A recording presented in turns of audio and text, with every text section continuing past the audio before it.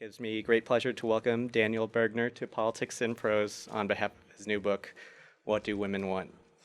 As some of you may know, Daniel is an award-winning author and New York Times Magazine contributing writer whose works have also been featured in Granta, Harper's, and Mother Jones. In his new book, What Do Women Want?, we find Daniel extending his 2009 New York Times Magazine article of the same name, examining everything from sexual fantasy to female Viagra to questions of monogamy and promiscuity. The book provokes readers to reassess our thoughts on female sexuality, desire, and libido. Through studies of behavioral psychology, experimental sexology, and the mind-body connection, Daniel provides a thought-provoking argument in what is still a relatively young field. Are women perhaps the less monogamous sex? And with that, ladies and gentlemen, Daniel Bergner.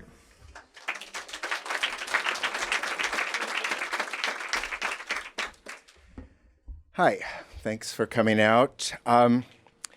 Just a note on what I write about generally. I kind of have two lives as a writer, one writing about desire and sex over the last 8 years, and the other writing about nation building and war and economic development, mostly in Africa. And sometimes it's hard to explain to people, sometimes it's hard to explain to myself what these two lives are doing together. And I particularly have this problem when I'm doing the nation building, war, economic development side of my life. I'll be out in Sierra Leone or Uganda and speaking to an economist maybe, and he or she asks, what else are you working on? And I say, I'm working on this book about female desire, and maybe, if I'm lucky, I get a perplexed look. If less lucky, I just get a look of skepticism, and often I get a look of like, what am I doing being interviewed by this guy? This makes no sense whatsoever. I think I got that look from Jeffrey Sachs once, and but anyway, just recently, my two lives came together, and I'm thrilled to relate this very brief story before I get to the book. So I was in Sierra Leone on a story for the New York Times Magazine about economic development, and we were way out at the Liberian border, and I was looking in and out of this attempt to develop a sort of socially responsible gold mine. And after crawling in and out of the gold mines, I was driving back with one of the mining staff, Mustafa, and the road is long. It takes about 12 hours back to the capital, and it's not really a road. It's cratered, to say the least.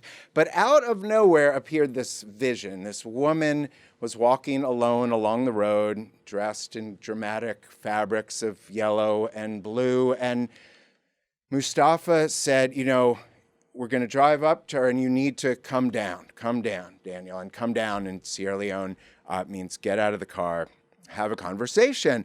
And I said, why? And we'd already talked a bit about what I was working on. And for Mustafa, this was definitely did not evoke a look of skepticism. We had kind of a raucous conversation already in the car. And he's, okay, you got to talk to this woman. So it turned out she's walked all the way from Niger, which is over 1,000 miles away. And she does this as kind of an annual circuit. And she is selling various medicines. And as she and I begin to converse, she is selling two medicines of particular interest, given Mustafa's and my conversation. One is for manpower, and you can imagine what manpower is. It is the male Viagra, courtesy of, you know, whatever herbs are being grown in Niger. And then the other, she tells me, will guarantee that women will love me. And there's no question that she means a very lusty kind of love. So I bought the...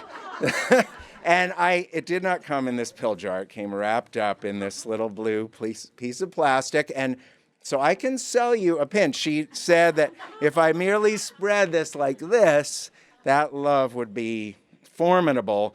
It does come at a price because the transport costs are high. But it is here, and it is the single answer to the question posed in this book. The less definitive answer I'm going to read you a little bit of in a moment. So for me, This book started with a researcher, Meredith Chivers, and I'll just jump in and just read you a few pages of how I got to know her and how my time with her then led to time with other researchers, most of them women, and to time interviewing women in a pretty intimate and long-term way about their sexual lives and sexual questions. So this is a little bit of chapter 1 called Animals.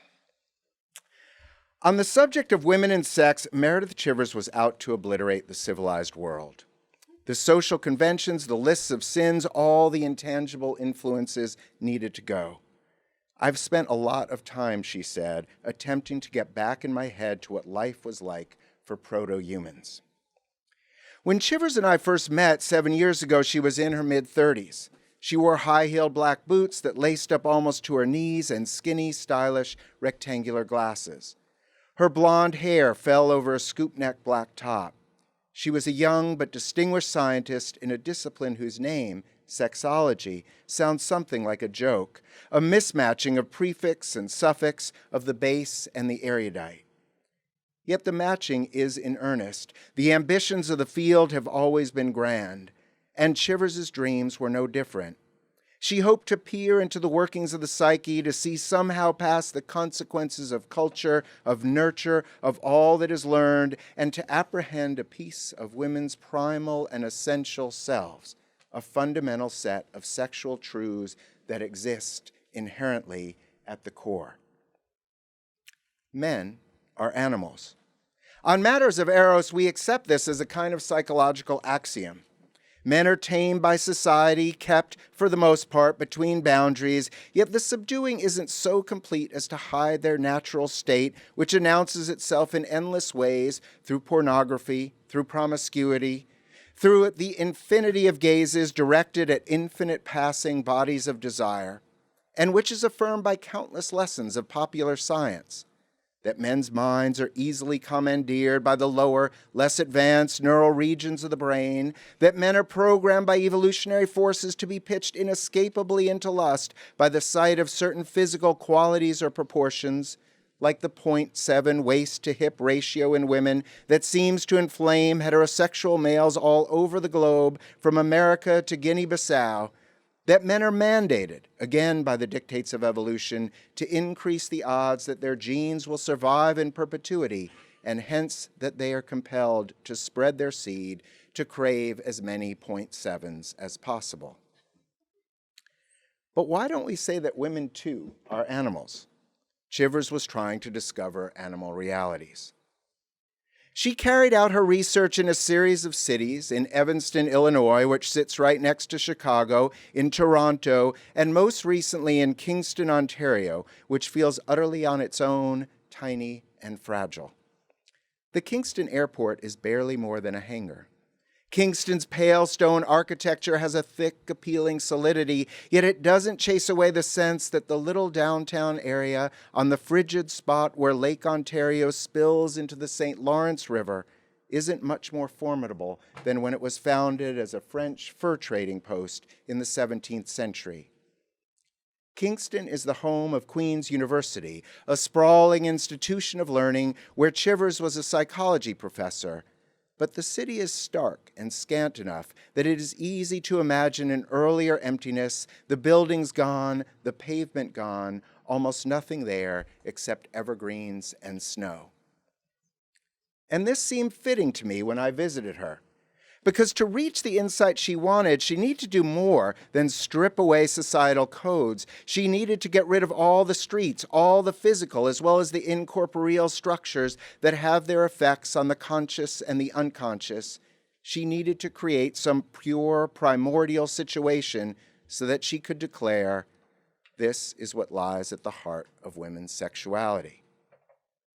Plainly, she wasn't going to be able to establish such conditions for her studies. Almost surely, for that matter, such pure conditions never existed because proto-humans, our ancestors of some hundreds of thousands of years ago, had proto-cultures.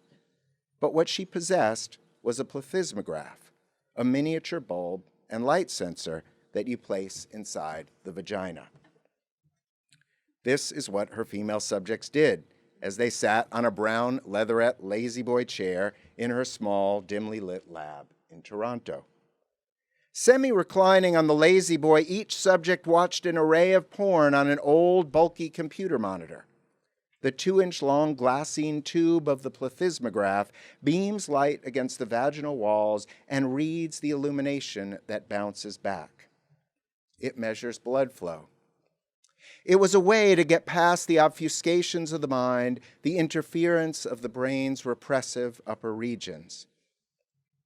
As they enrolled in the study, Chivers' subjects had identified themselves as straight or lesbian. This is what all of them saw. But here's the thing. So this store, this very gracious store, is called Politics and Prose. It is not called Politics and Prose and Porn. So I am going to take a break there and say this rather than describing the porn. So an array of porn was shown, both actually to women and men, and that array included all sorts of things. So straight scenes and gay scenes and lone women and lone men and famously now bonobos having sex, and a couple of interesting things. So the men showed very predictable patterns in that what they said turned them on was then reflected in what their bodies were saying by the male version of the plethysmograph. But fascinatingly, what the women said turned them on almost never matched, or matched in very rare occasions, with what the plethysmograph was saying. The plethysmograph was saying that all the porn, the entire array, elicited a quite strong physical response from the women, immediately debunking, first of all, that women are somehow less visual than men. The response was quite immediate as well as strong. And so there was this sort of all-encompassing physical arousal, and then this gap between what was said by mind and what was said by body.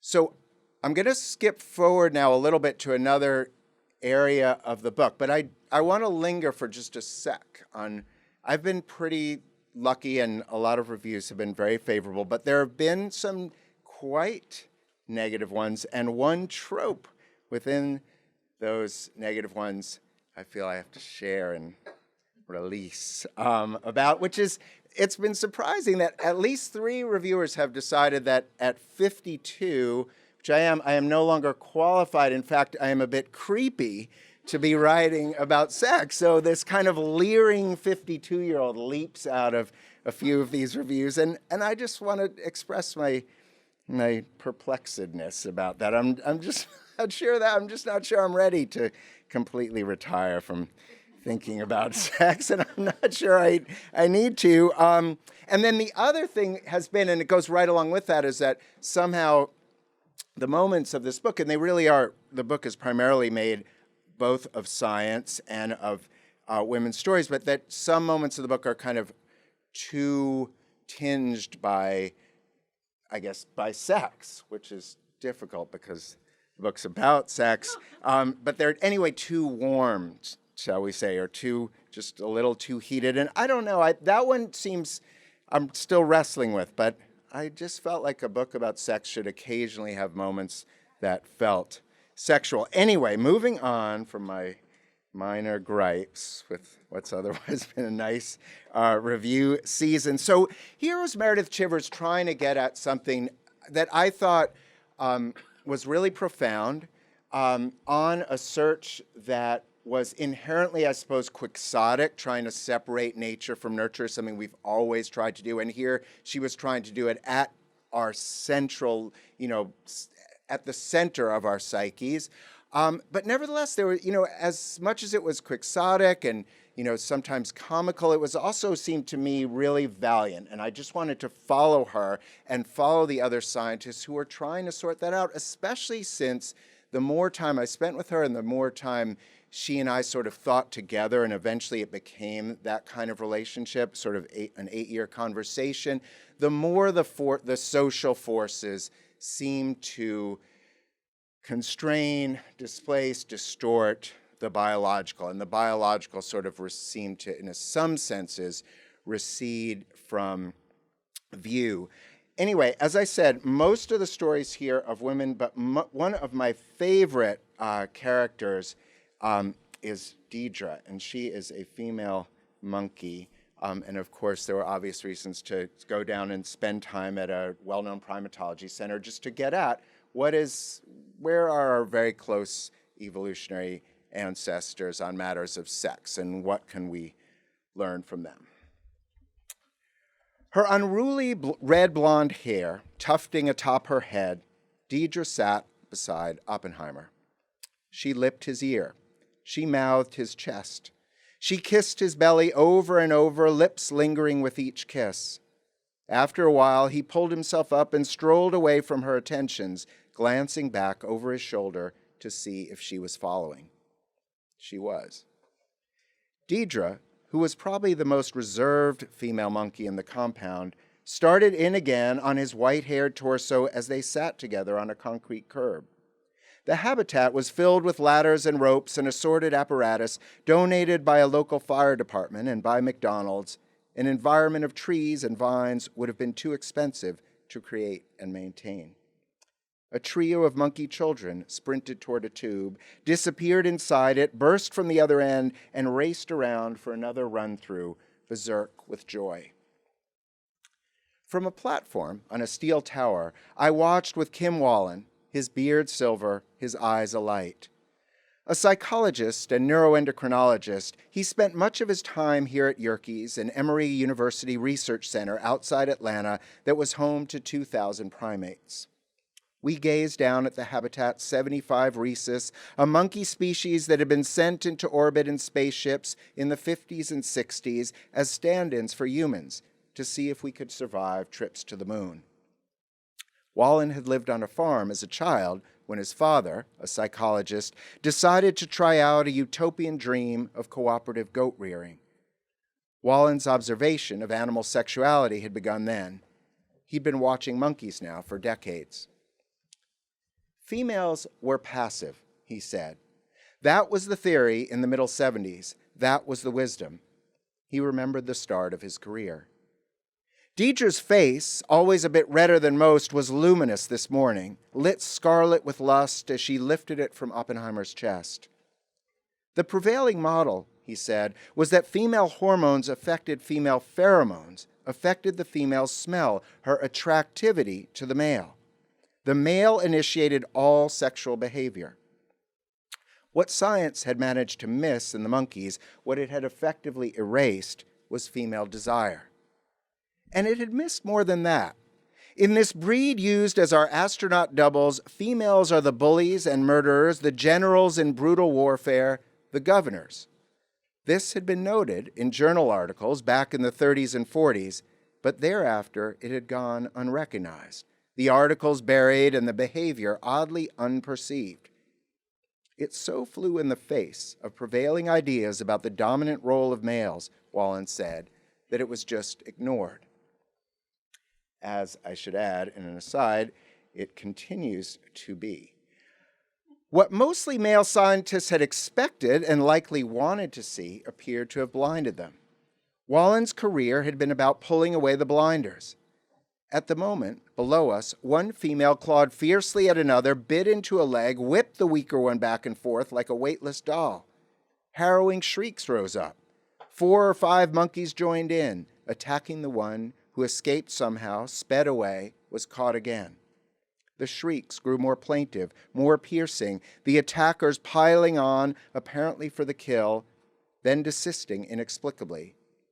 Assaults like this flared often. Wallen and his team usually couldn't glean the reasons. Full battle, one female-led family's attempt to overthrow another, was rare. That tended toward death, from wounds, from sheer fright and shock. Occasionally, the compound was littered with corpses. When he thought about the way science had somehow kept itself oblivious to female monkey lust for so long, Wallen blamed not only preconceptions, but the sex act itself. When you look at the sexual interaction, he said, it's easy to see what the male is doing. He's thrusting. It takes really focusing on the entire interaction to see all that the female is doing, and once you truly see it, you can never overlook it again. Deidre fingered Oppenheimer's belly, caressing, desperate to win his favors. He flopped down on his front, inert in a strip of sun. She kissed where she could get access, his ear again. The red of her face bordered on neon. Bulky and torpid, Oppenheimer and the habitat's other adult male didn't fully take part in the life of the compound.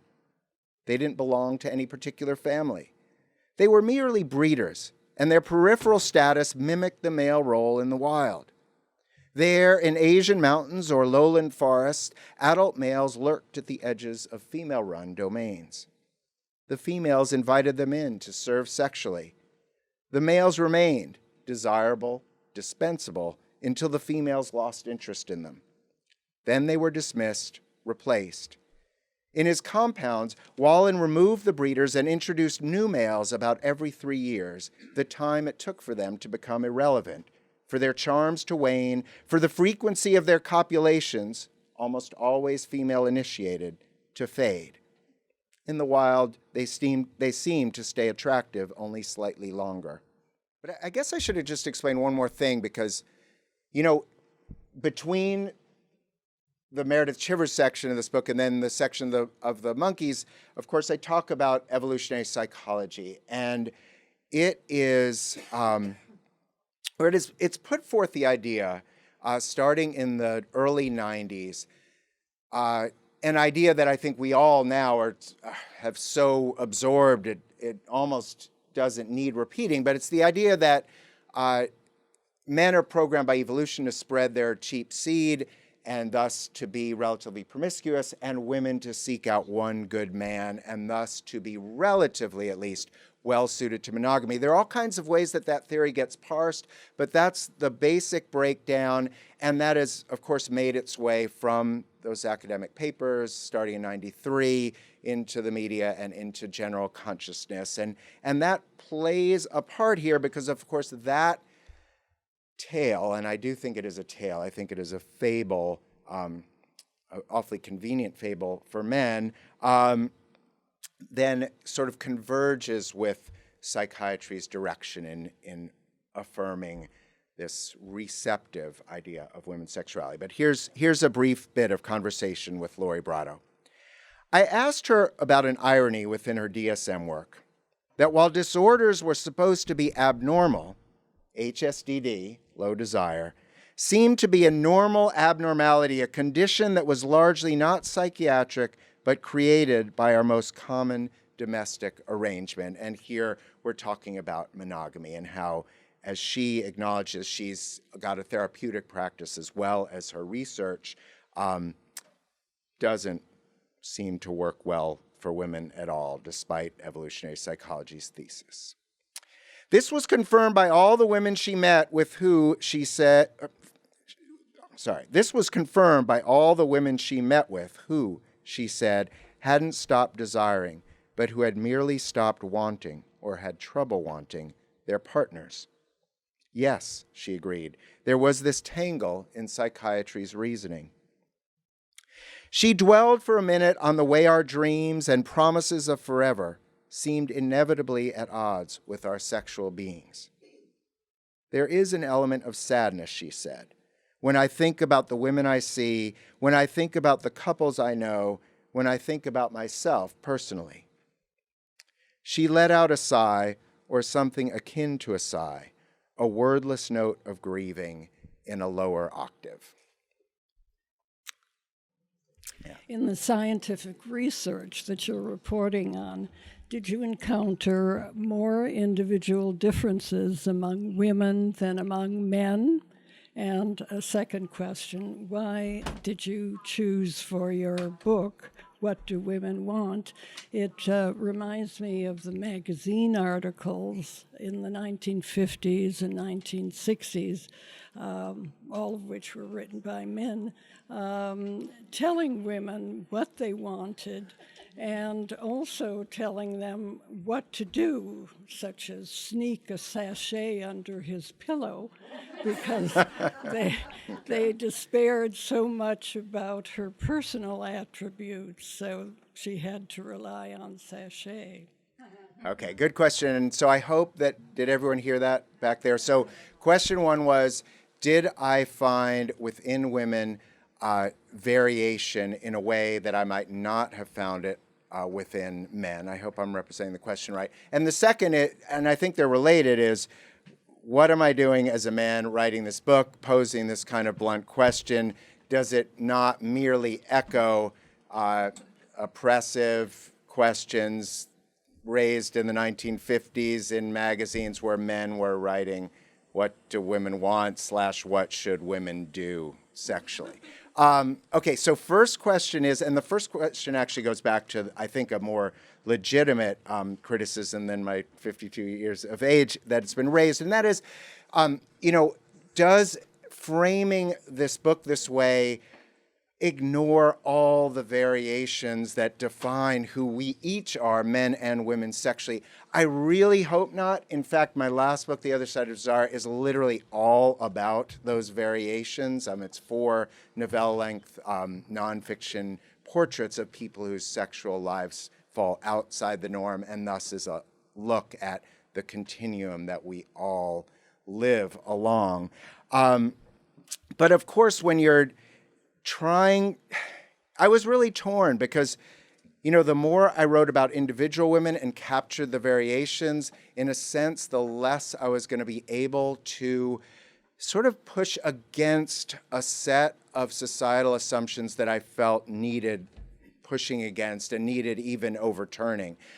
So I really was torn. I hope this doesn't ignore variation, but yes, this book's approach kind of tries to look at overarching truths, even if those truths don't exactly fit any of us, I think. So that's question one. And then 2 is, I worried about it being strange that as a man I was writing a book about this, and I worried about it being arrogant that as a man I was writing a book like this. When I was writing my last book, when I stumbled into Meredith Chivers' lab, and once there, it was sort of hard to look away. It was just fascinating to see not only what she was doing, but the way she was thinking, and that led to other researchers, again, most of them women. And so I hope that what's here is largely women's voices attempting to answer this question rather than even they, let alone me, saying, here is the one answer. First of all, 52 does not disqualify you from your expertise. Look at the demographic of this room, for one. So keep on writing. Okay, thanks. And who wrote that so I can write a letter to the editor and say? I would have to give you at least more. It would be more than one. You'd be writing for a while. So. All right, I'll do it. I will definitely read your book. It's intriguing, but are you implying with the cliffhanger of your last comment on your book that monogamy is a social construct and not a natural state of being, and that women aren't becoming less sexual as they age, but rather just less interested in their partner because it's not natural, that you lose interest in what is familiar? Is that what your research has borne out? There's all kinds of complexity within that, but the simple answer is yes. And I'll say this, okay? And again, it will not apply to everyone in this room, won't apply to all men, won't apply to all women. But I think we've done us all a disservice to somehow assume that women are more or less naturally suited to be a kind of social glue and naturally suited to be the kind of defenders of monogamy. Again, relatively speaking to men. And what I mean by the disservice is this. Not only is that a convenient fable for men, not only is it very comforting to me in crude terms to think, well, my thoughts, my eyes might roam a bit, but my partners, of course, are focused, more or less completely on me. How How nice for me. But it's also, it comes back to this. It is defeating for men as well. In a sense, we've just told this story that diminishes women's desire, diminishes, if you take it to the DSM's extent, the idea of almost completely the idea of a female sex drive, an innate drive. That cannot be good for me any more than it is for women. And it certainly distorts. I just one quick example. So in the book, I tell several stories. And one is of a woman named Isabel, around 30, trying to decide whether to marry her very attractive, adoring boyfriend, who she's lost desire for. And I think that the expectations that she should not be losing desire within her monogamous relationship just cloud the whole conversation for her, cloud the way she can think about it. And I think that just has to be a burden. It has to sort of, it's a false constraint, I think, that distorts our understanding. Thanks. Well, I think this is a good follow-on, actually, to that question. I hope so. In that it deals with the end of the book, kind of where you leave us at the end of the book. The only chapter that I've read of your book so far is the last chapter, called The Beginning, I think. I won't try to explain why. But, well, it's interesting. It's a compelling story of a sort of an inverted experiment, a speed dating experiment in which instead of having the men get up and do the walking around in musical chair fashion, the women do, and the results are surprisingly different, very different. My question is, why did you stop then and write a book rather than wait for a little more data on this this phenomenon here? It seems very telling, but. I think in a way it is telling, but let me explain the experiment just in brief. So in speed dating in general, men approach the women. It sort of conforms to our social conventions. You might picture women along a banquette. Some of you may have been to a speed dating event, in which case please share. And men come along the line. And at the end of the hour or so, after these 3-minute or 8-minute speed dates, everyone, men and women, check boxes indicating, do I want a second date? And in some cases, actually giving a rating of desire. And sure enough, in this conventional construction, men choose a lot more second dates than women. And evolutionary psychologists have used this to say, well, of course, this proves it. Men naturally more promiscuous, females more choosy, more aimed toward finding that just right man. Well, two ingenious researchers decided, well, wait a sec, why are all these speed dating events run by these mega companies always conforming to this structure that we've got, running throughout society in all kinds of ways? So they flipped it around, had the women approach the men, dealt with a lot of subjects, so their results were, protected against sort of flukiness or being accused of flimsiness. And lo and behold, surprisingly, the switch was quite quick. But in any case, changing the structure fundamentally changed the experience of desire. So all of a sudden, women were checking just as many boxes for a second date and rating their desire level just as high as the men. And it is such a pointed lesson in the way the things we take for granted at our social levels affect what's at our deepest level of psyche, desire. Why did I stop there, and why isn't there lots more data? Because people don't like to study desire. It's hard to get funding to study desire. I was just talking to Meredith Chivers today. He was ecstatic over receiving funding over a study that will be fascinating. I'm not sure she's given me permission to broadcast it, but it will really kind of link things up.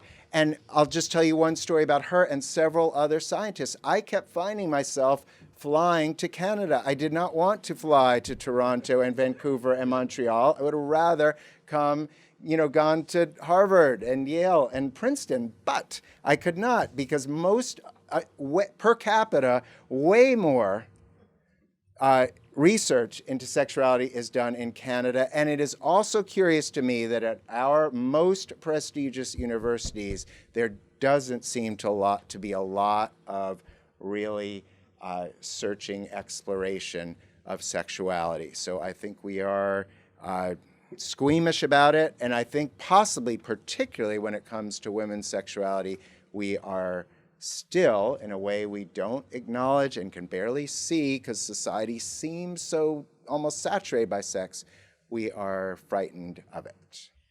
So it occurs to me that there's one way in which the answer to your question posed in the title doesn't have one answer, which is that some women want men, some women want women. Is sort of the finding of your book that there is a how women want that exists irrespective of sexual orientation? Is sexual orientation something that, like sexual interest, you sort of discard as a term? And sort of, I guess, in general, how does heteronormativity fit into the way you approach the book? Right. Good question. So normativity, I'd say I'm very wary of. Was wary in the last book I did, and I'm very wary here because normativity has been, especially because normativity since the 90s, and really in a sense since the 70s, and evolutionary psychology has a fascinating history, but normativity has been defined by that idea of, male promiscuity and women relatively less promiscuous. In terms of sexual orientation, I think there's fascinating research about how, at least physically, women do seem consistently to respond to a really wide range of images, wide range of bodies, in a way that perhaps men don't. And I don't know that we know the why of that. I think there are all kinds of fascinating theories that run really right back to Freud, who, for all the ways he's maligned, is mistakenly overlooked, I think, in some of the explanations he offers. And then I would even say his disciple, Melanie Klein, puts the breast so much at the center of the way we learn to be sexual. And here's another thing we're really squeamish about, which is childhood sexuality. And until we sort of get past that squeamishness, we probably won't get to any level of understanding because, of course, we are who we were.